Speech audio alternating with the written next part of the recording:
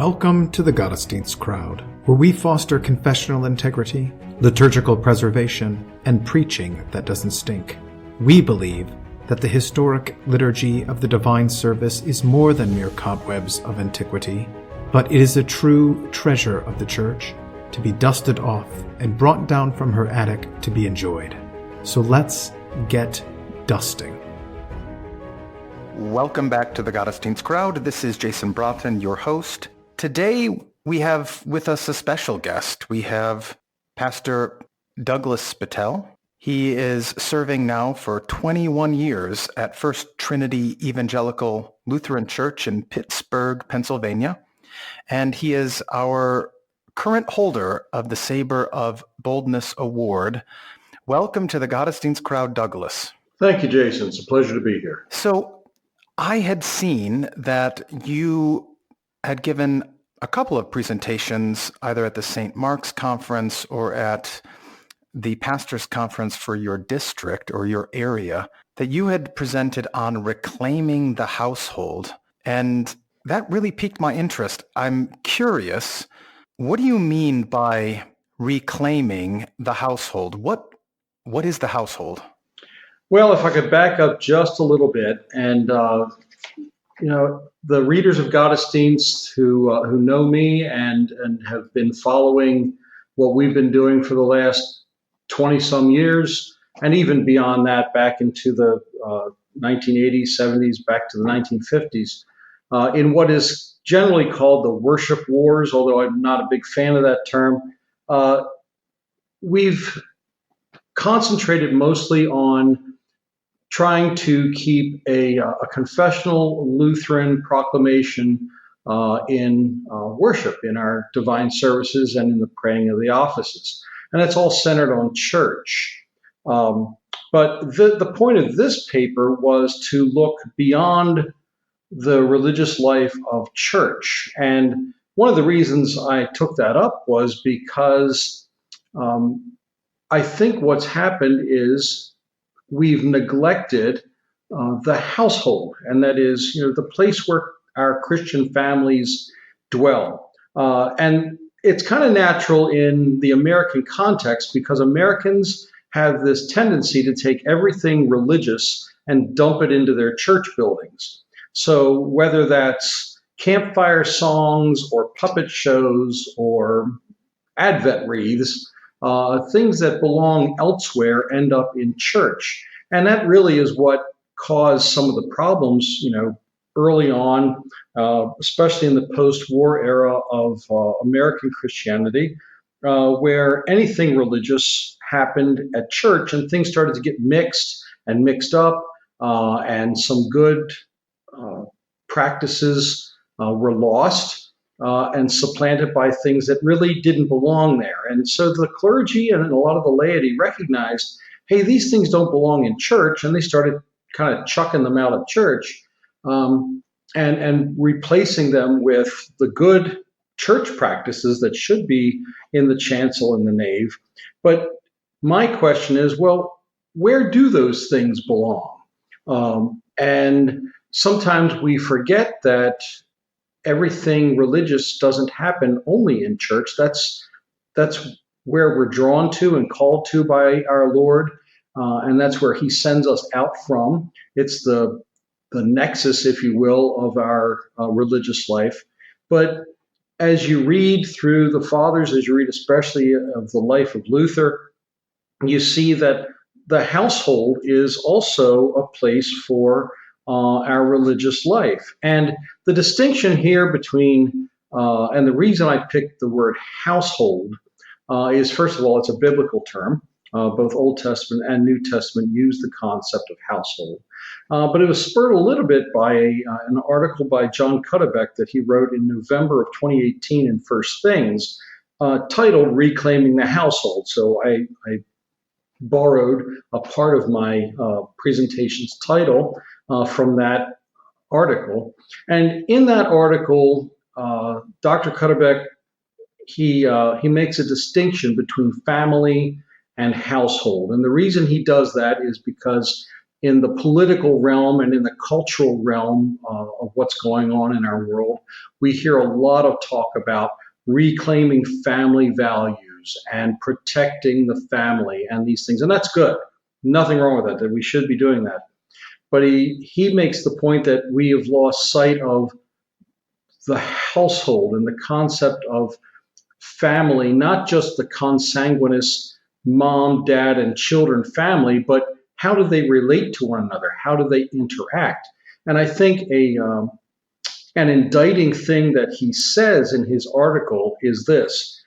He says, too often, even married couples with children fail to live as a household. And what he means by that is that the house or their home becomes nothing more than a waypoint, like a hostel or a hotel where people go to sleep, they spend the night and maybe eat a meal, and that's it.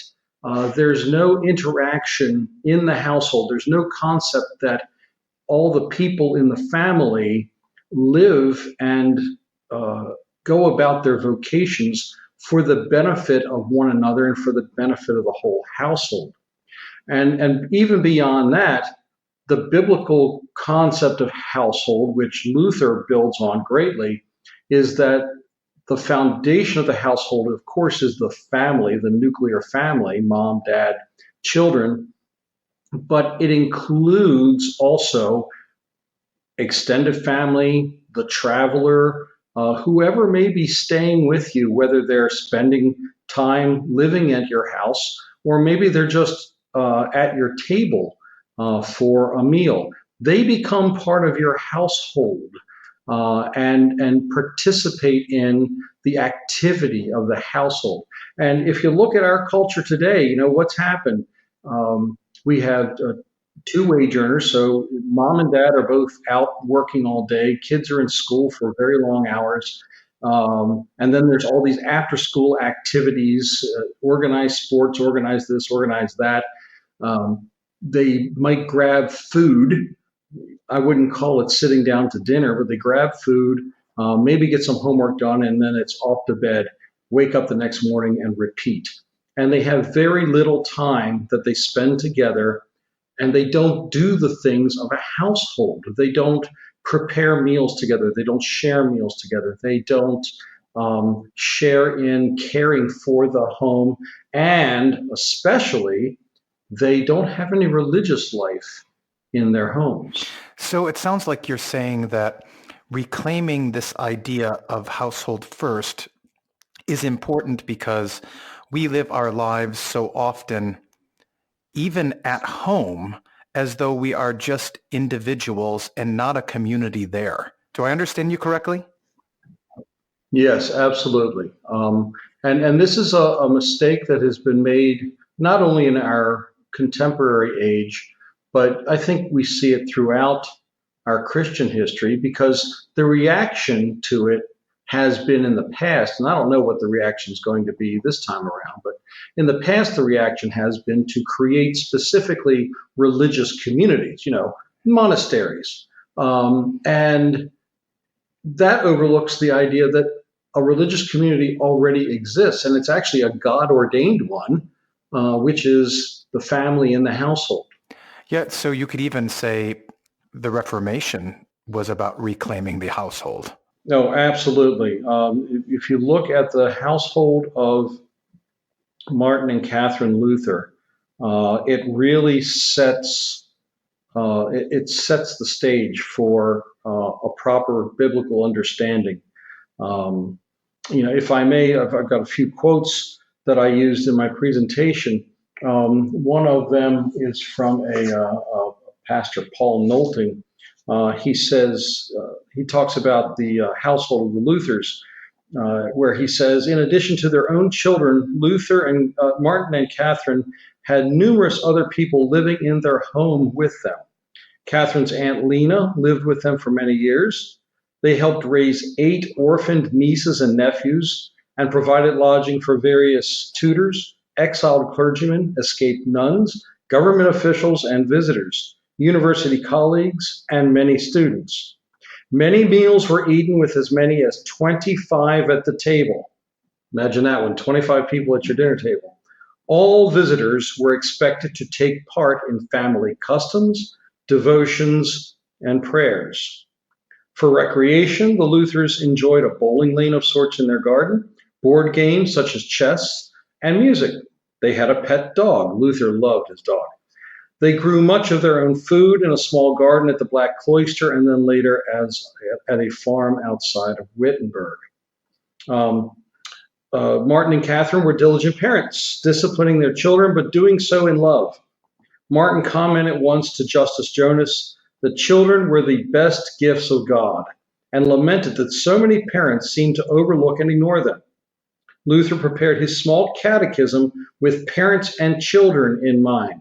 Keep that in mind. When you open your small catechism, and who's it written for? As the head of the household should teach his family. And that's one of the things that I remarked.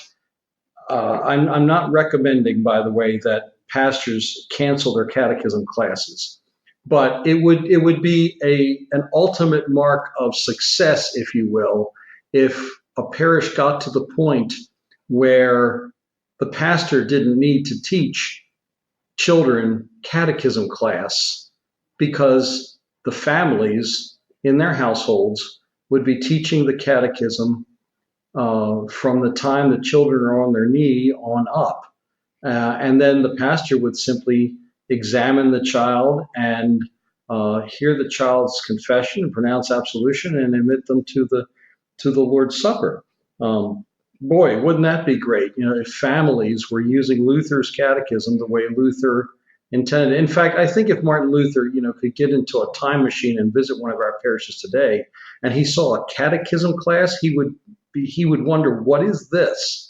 And why are you doing this? We know where we're at now, and you've alluded to kind of how we got there in terms of whenever you have something religious going on at home, there is that tendency to want to bring it into the church. And once it's brought into the church, it seems as though it stops happening at home. And so we've evacuated in our culture, or the culture has evacuated religious significance in the household. How do we even begin to reclaim that? I mean, is there a starting point, or are there a number of starting points? And what is the pastor's job as the steward of God's household? Well, Jason, I think there are a number of entry points here. All of them, I would caution as a parish pastor, start small. I've had people over the years say, "Oh, Pastor, I'm going to read the entire Bible in a month." And I say, "Well, that's great, but sometimes we set unattainable goals for ourselves, and of course, they get bogged down in the genealogies in the first 5 books of the Old Testament, and that's the end of that."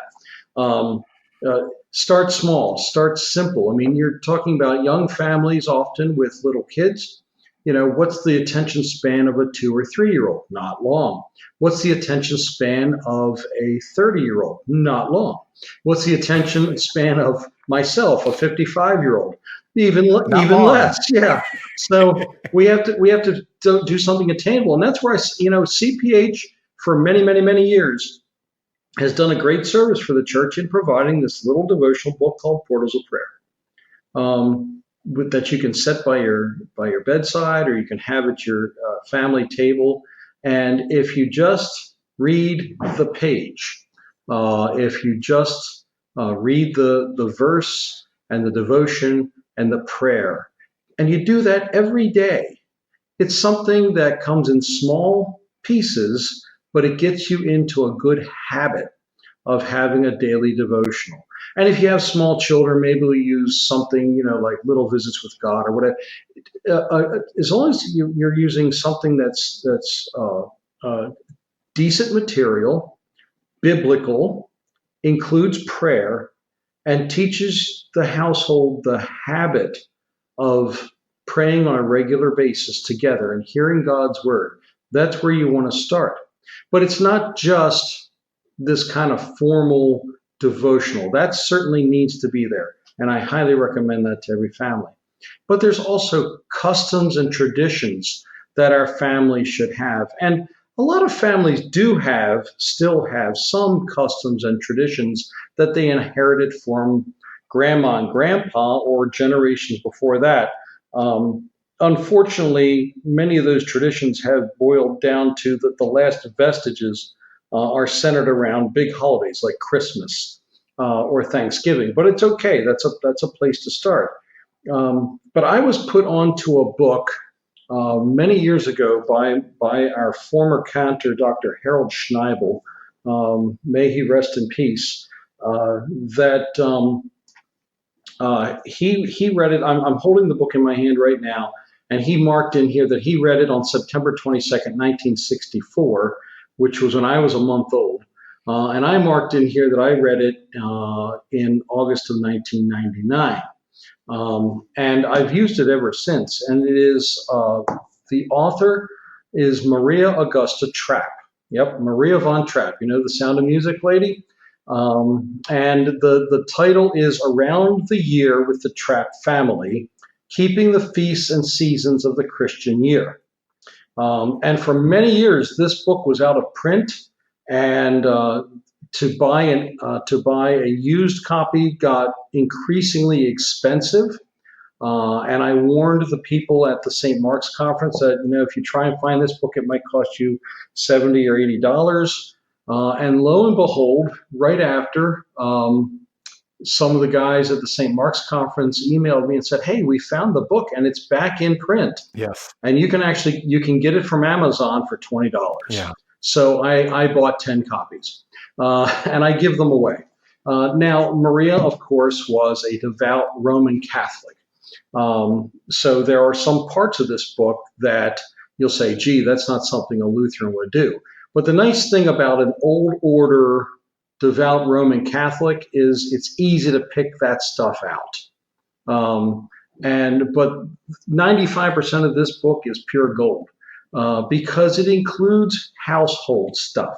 It includes, of course, songs. It includes recipes. It includes crafts. It includes little traditions that they did in their household. And remember this, the Von Trapp household did not consist of 7 children like in the movie. It consisted of 14 children. They just didn't have a big enough cast or a large enough screen to put 14 kids in the Sound of Music. So this is a household where she remarks in the book that at some point it was a great blessing to have her youngest children at home and have her grandchildren coming to visit. So this is a multi-generational family. But in there, she talks about the different seasons of the church year and the idea of fasting and feasting. Another thing that in our American culture, we've lost. We've lost the idea of fasting, of abstaining from certain foods for a certain time. And I've become convinced that Christian fasting, whether it's in the East or the West, doesn't matter.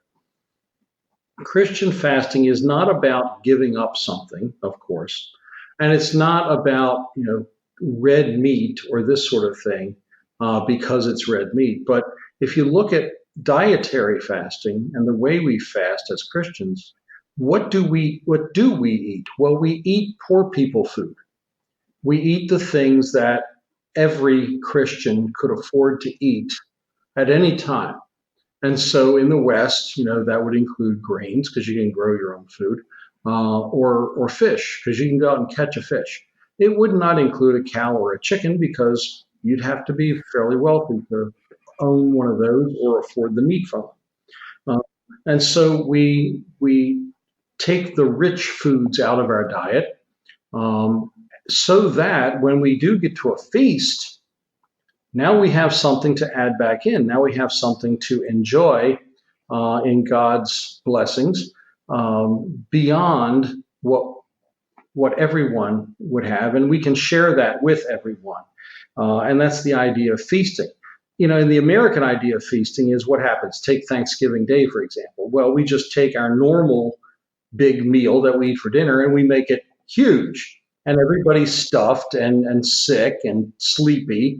And that's certainly not the idea of a feast. The idea of a feast is not to gorge yourself, to become a glutton.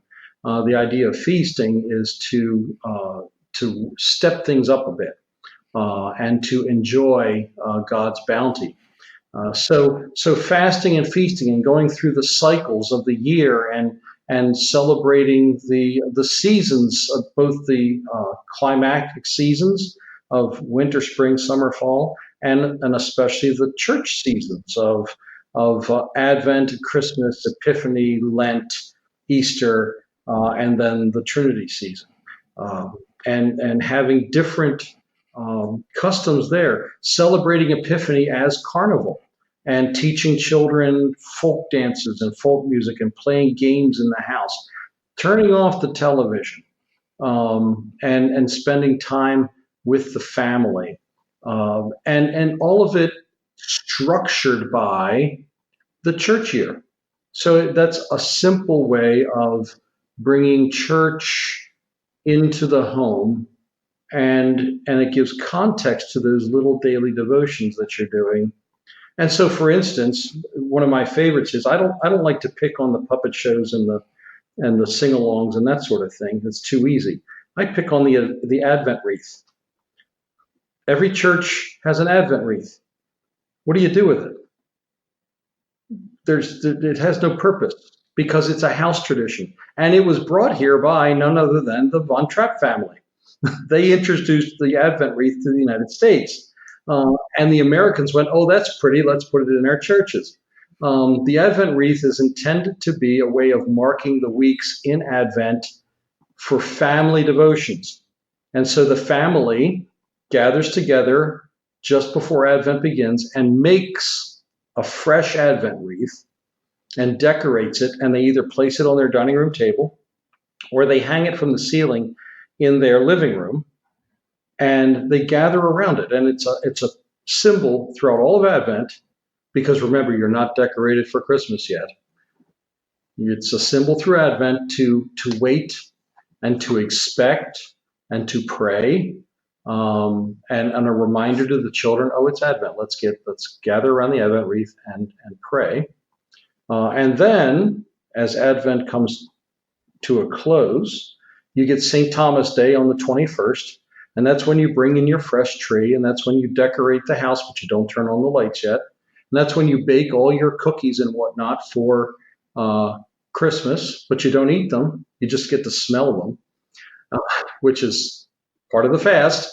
And then Christmas Eve, you rest, and then you go to church, and then begins the feast. Going to church begins the feast. Going to church and receiving the Lord's Supper breaks the fast. There's your breakfast. This book just leads you through the entire church year in those kinds of cycles. You mentioned that the book has St. Thomas. Is the sanctoral cycle observed throughout the book? Well, did I mention that she was a devout Roman Catholic? You did. Yes. Yeah, but it's interesting where the sanctoral cycle fits in. She goes through probably the first half of the book talking about the temporal cycle of the church here and observing that. And then the second part of the book, she starts to talk about observing life events, the marking of our own lifetimes. And the first thing she talks about is Thanksgivings. You know, St. Paul calls us to be anxious for nothing, but by prayer and supplication with thanksgiving to make our requests known to God. And St. Paul talks a lot about giving thanks throughout his epistles. Well, she talks about Thanksgivings, and she marks four specific times of Thanksgiving in people's lives that you should observe every year. And one of them is a person's birthday, which most families still do that. The second one is their baptismal day, that you should mark a person's baptismal day. And the third one is the person's patronal saint or namesake day. And that is, up until recently, most people were given a Christian name that corresponded to a saint. In fact, if you look at old Missouri Synod calendars, back when they were written in German, what we now call the what is it? The book with all our clergy roster and everything listed in it. Nobody buys the book anymore. The Lutheran Annual? That's the one, the Lutheran Annual. Well, back in the day when that was in German, the first few pages were a calendar. And every single day in the civil year had a saint's name attached to it for one simple reason. If your child was born on that day, that could be their name. And, my dad was one of 10 kids. By the time my grandmother got to him, she had to think hard and long about what to name him. Well, the Missouri Synod made it easy for you. Here, name your kid this.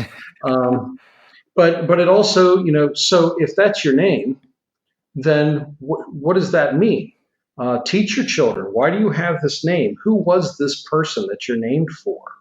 My name is an interesting one. My first name is not a Christian name. It's Douglas, and I'm pretty sure it was given to me because I was born shortly after General MacArthur died, and he was a big deal, of course, for the World War II generation. But my middle name is also my father's name, Herbert, and there is a Saint Herbert. He was an anchorite, a monk, a hermit in England in the 8th century. And he was a personal friend of St. Cuthbert. And so, how did I find that out? Well, I had to be taught it, and I had to look it up, and I had to learn about where did this name come from. So namesakes, teaching children their namesakes, teaching children about, and for special saints' days, in your devotions, in your daily devotions, especially Treasury of Daily Prayer that CPH publishes, that usually will have a little paragraph or two about a saint if it falls on that particular day. And so that's something that can be to be read. And this is something that is not just a Catholic thing, by the way. Fox's Book of Martyrs was written by a Protestant. The Protestants, as well as the Roman Catholics, had a long tradition of recounting the stories of the saints, especially of the martyrs, of those who gave their lives for the faith. And this is something that the church always considered to be an important thing for households, for Christians to know these stories and to understand that this is what we're called to. And Jesus' own words the last several Sundays in the church here have been warning us. They will throw you out of the synagogues. They will, when they kill you, they will think they're doing God's service. Well, this has happened before. It will happen again until the last day when our Lord returns. So teaching children about other people who have done this, who have gone through this, can prepare them without, wagging your finger at them and telling them, well, someday somebody's going to come and kill you. That'll scare a child. But teaching them about someone else who gave their life, like St. Lucy or St. Andrew or any of the martyrs is a good way. The last Thanksgiving that she talks about is not something that will be yearly, but graduation days. These are important. And in the world, we still do mark those. But of course, Maria would direct us to, and we should direct our families to put a Christian spin on that and graduation as an opportunity to give thanks to God for the education they received and the opportunities that lie before them. And then she goes on to talk about the journey of faith, making one's first confession, receiving First Holy Communion, Holy Confirmation. In Lutheran churches, sometimes these all happen at the same time. That's fine. We should make in our homes, in our households, we should make a big deal out of it. What have we done? Of course, we made a big deal out of it in church. We dressed our kids up in graduation gowns, and we have much fanfare with confirmation and whatnot. Nothing necessarily wrong with that, but it should be something that's household focused. This is a time for the household to celebrate these things with their child. Then she also talks about traditions around holy marriage and preparing our children to get married. And she talks about You should talk with your children about the things of marriage and the family at age-appropriate levels. But as you know, she just breaks it down simply at age 7, age 14, if they're not married yet, age 21.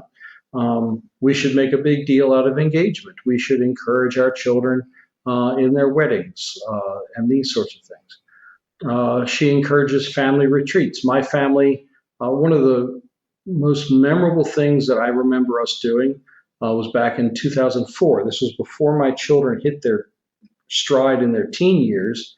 We took a family retreat, and we spent a whole week at a retreat center studying God's Word and the Catechism and praying. And we prayed the offices, all the monastic offices, because we had time to do that on a retreat. Residential Christians don't have time to do that with their work schedules. And we also even had time to, do the fun stuff, go swimming and play and see things. So it was a wonderful thing to do. And you can do it on your own. Takes a little bit of planning. Or, I know that our Lutheran camps offer family weeks. And I have Camp Pioneer up here in New York, in Western New York, offers family camp. And the director up there, Reverend Alex Knowles, does a great job with it. So, I commend those things. And then finally, she talks about preparing for Christian death. I know a lot of families will spend time pre-planning their funeral, and that's good. That takes a burden off the children when it happens. But what about preparing for death? I don't think a lot of families are prepared for that. What do you do at mom or dad's bedside when they're dying? And that's where, we want to be prepared with psalms and hymns and readings, and instead of just sitting there and staring at each other and at the blood pressure monitor. We want to surround our families with our love and with a Christian death. So a family can prepare for those things, and that's also something for us to do in our lives. That's a lot to start to do. Yeah, well, I kind of went beyond the start. I'd say the start part would be short devotions, and then pick out a few traditions or customs for each part of the church year. So, and it can be very simple stuff. Most people have the family decorating the Christmas tree. That's already there. What about Epiphany? Why don't you, these are the dark days of winter for most of us. So have family game night once a week, and just as a time for the family to gather. Remember, not all these are specifically religious, but they are times for the family and the household to gather together and do things together, which is light years ahead of where the rest of our culture is right now. And one tradition, if I may, just to finish the thought, is very important, very important. Every Christian family and household needs to carve out time every single day to make sure they sit down at table and eat a meal together. Yeah. It sounds like what you're advocating in reclaiming the household is a proper understanding of leisure in our lives, in that leisure is not just being idle, but resting in the ability to feast with those whom God has provided us to feast with. Yes, and giving meaning to our leisure, and also giving meaning to household work. Again, studies have recently come out that show that children who are given chores when they're children turn out to be better adjusted adults later in life.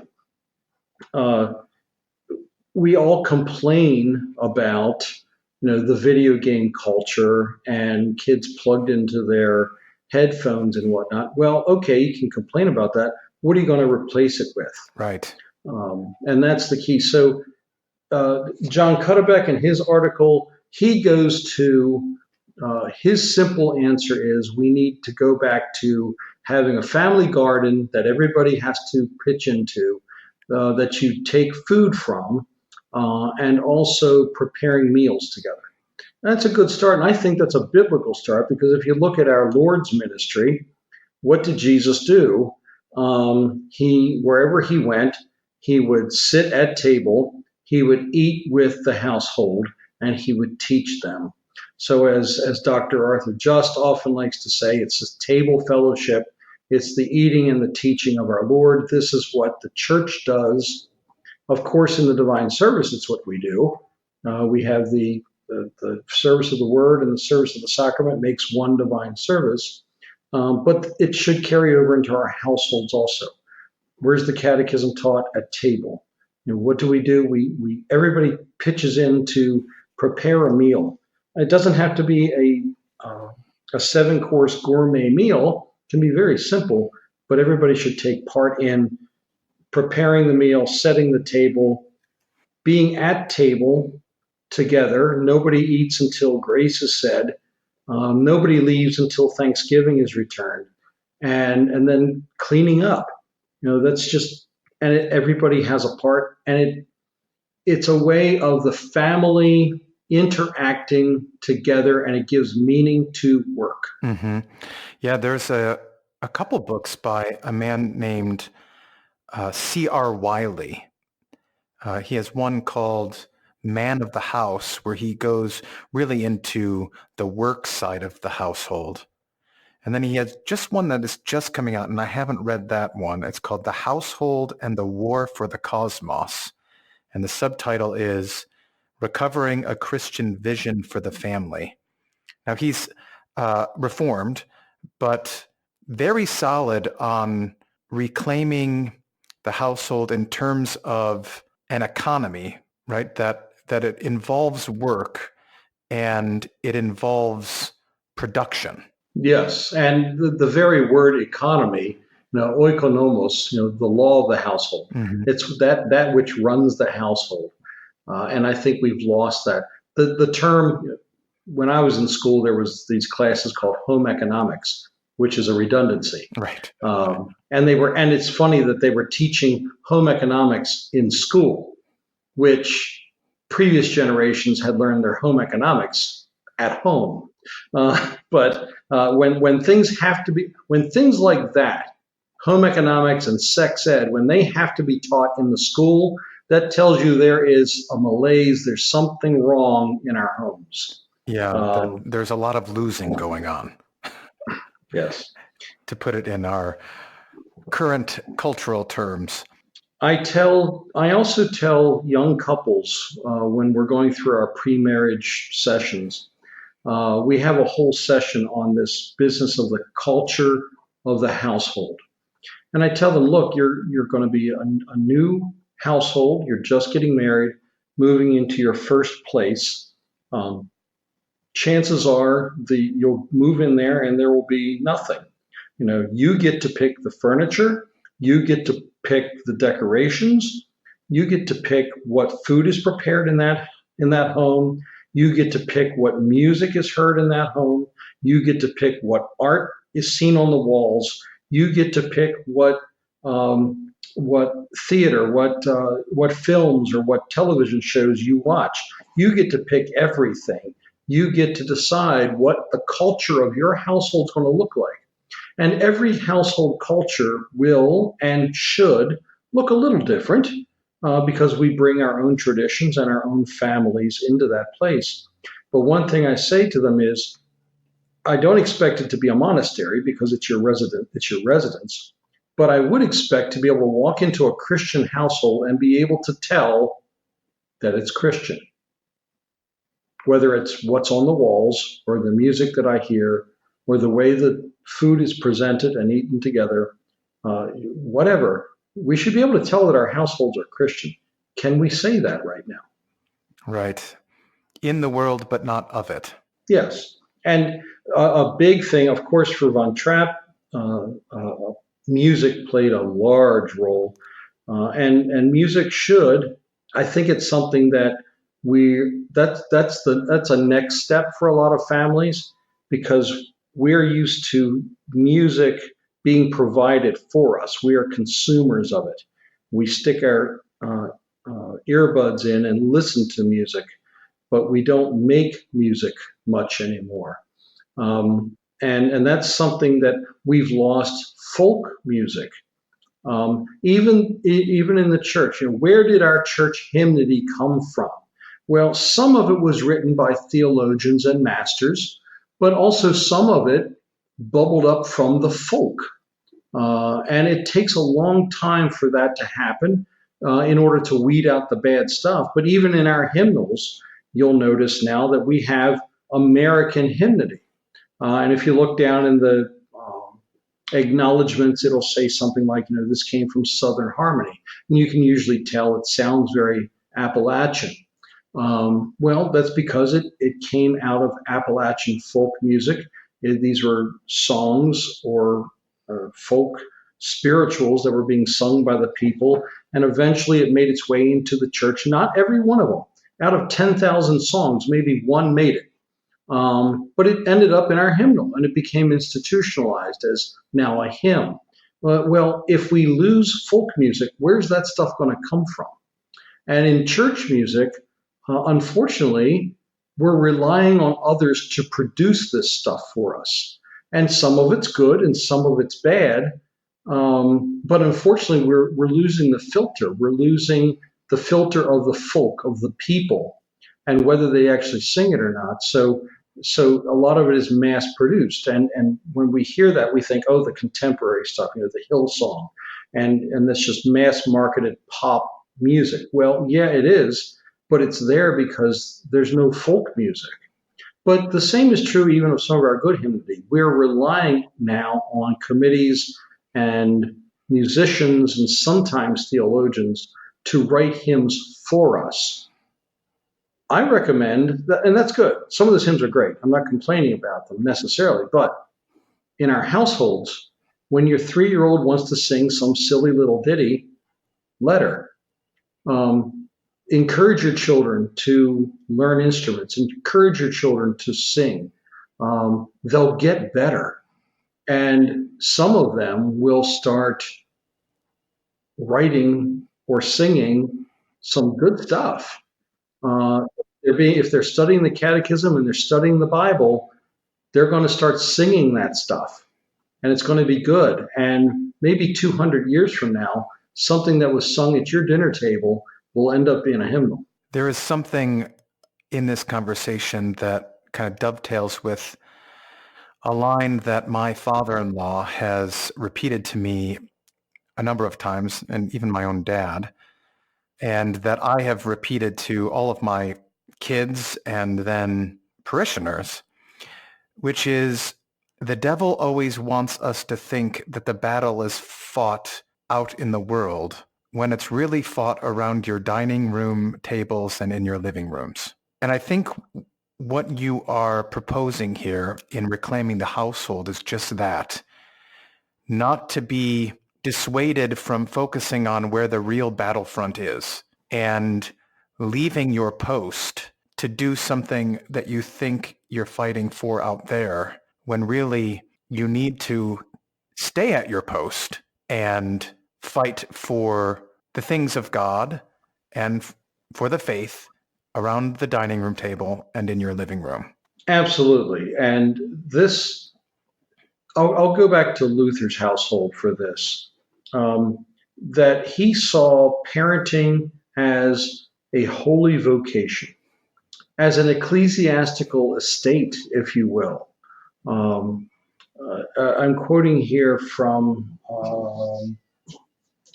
Jeff Robinson, where he says, "The Luthers didn't think children were best seen and not heard. The household, as Luther expressed it, is to operate as an earthly kingdom where parents train children in the commandments of God. The fundamental purpose of marriage is to raise godly offspring. When Luther was single in 1522, he wrote this: 'The greatest good in married life, that which makes all suffering and labor worthwhile, is that God grants offspring and commands that they be brought up to worship and serve him.' Luther believed the parent should be apostle, bishop, and priest to his children. He considered no nobler earthly authority than that of parents over children. He developed a robust vision for Christian training in the household, calling parents to discipline their children. Many spiritual saplings were planted in the Luther home, but all were watered by a deep well of exuberance. Martin and Catherine had fun with their kids and enjoyed spending time with them.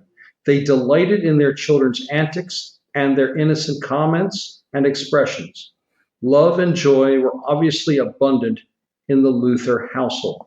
And that last quote is important because when I talk about religious life in the household, I'm not just talking about devotions and catechism and reading the Bible. That all needs to be there. That's fundamental and that's foundational. But the holy vocation of a parent is to train up a child in the way he should go in all aspects of life. So holy things are not just Bible and catechism and prayer, but it is also a holy thing to teach a child to work, give them chores. It is a holy thing to play games with your children. It is a holy thing to sing songs with your children, religious or secular. It's a holy thing to share a meal at table. All of this is a holy vocation, and it all works hand in hand in the upbringing of a child. This is religion in the household. So reclaiming the household, it's a big, broad agenda, and it's one that we need to begin. And I don't know how long it'll take. You know, the worship issues in the church and in the chancel, that's been going on for about 150 years if you go back to reading Lochner and whatnot. So if we're just starting with the household now, I won't see it in my lifetime. I won't see it in mine. But that's okay. Mm-hmm. The church has been around longer than us. This is something we can exhort our families to begin, and begin small. Begin with something. Eating together, praying together. Yeah, but begin. Absolutely. Yeah. Well, thank you for your time. Any final thoughts? I think that'll do it, because that's a lot right there. Yeah, excellent. Well, thank you, Douglas, for not only doing the work of putting these presentations together and giving them elsewhere, but taking the time to reach out to the Gottesdienst Crowders and bringing this to our attention so that we may bring it to our people in the pews' attention as well as to our own families. So thank you very much, and have a blessed observance of Holy Trinity. You also. Thank you for the privilege of speaking with you. God bless.